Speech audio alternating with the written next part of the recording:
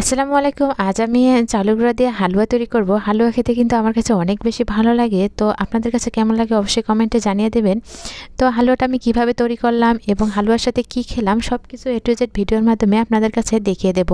তো হালুয়াটা কিন্তু ছোট বড় বৃদ্ধ সবাই কিন্তু খেতে পারে। একদম নরম জিনিস, সবারই অনেক পছন্দের। তো যারা খান নাই তো অবশ্যই আমার ভিডিওটা দেখার পরে খুব কম সময়ে এটা তৈরি করে নিতে পারবেন। তো চলুন তাহলে দেখিয়ে দেই। তো প্যানটা আমি একটু গরম করে নিয়েছি, তার মধ্যে চালের গুঁড়া 1 কাপ দিয়ে দিলাম। তো শুকনো চালের গুঁড়া আমি এখানে নিয়েছি। তো চালের গুঁড়াটাকে অনবরত নেড়েচেড়ে ভেজে নিতে হবে, কোনো অবস্থাতেই কিন্তু দাগ লেগে হাতে যেতে যাবে না। চুলার আঁচ একদমই লো পর্যায়ে রাখতে হবে। যখন দেখা যাবে যে ঝরঝরে হয়ে গেছে সুজির মতো, ঠিক তখন এটাকে নামিয়ে ফেলতে হবে, ঠান্ডা করে নিতে হবে। অপরাত্রের পাত্রে আমি এটাকে পানি নিয়েছি।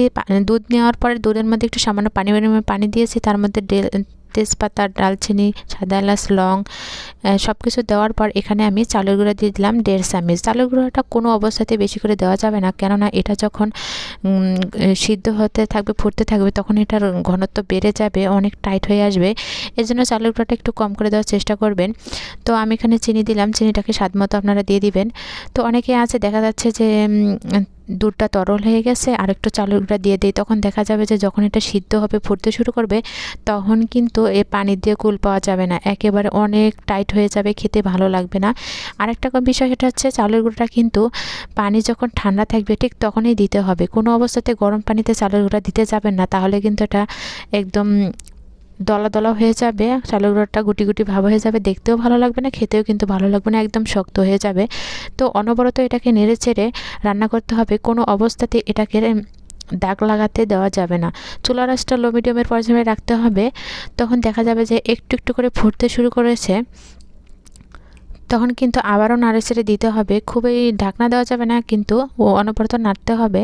তো যখন একটু ফুটতে শুরু করবে তখন কিন্তু এটাকে আরও টাইট হয়ে আসবে। তো এটা যত ঠান্ডা অবস্থায় থাকবে ঠিক তত কিন্তু টাইট হতেই থাকবে।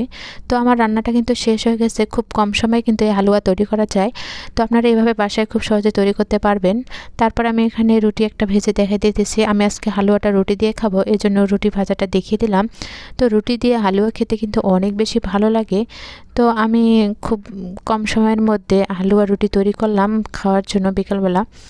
তো রুটিটাকে আমি আমার কারেন্টের চুলায় ভাজতেছি, লোহার বাটিতে করে, দেখেন। তো অনেক সময় দেখা যায় যে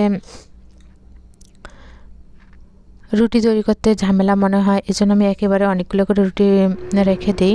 তো পরে দেখেন যে আমি রুটিটাকে ভাজে নিলাম, অনেক ফুলকো ফুলকো রুটি এবং এত নরম তুলতুলে রুটি হয়েছে, খেতে কিন্তু অনেক বেশি ভালো লাগলো।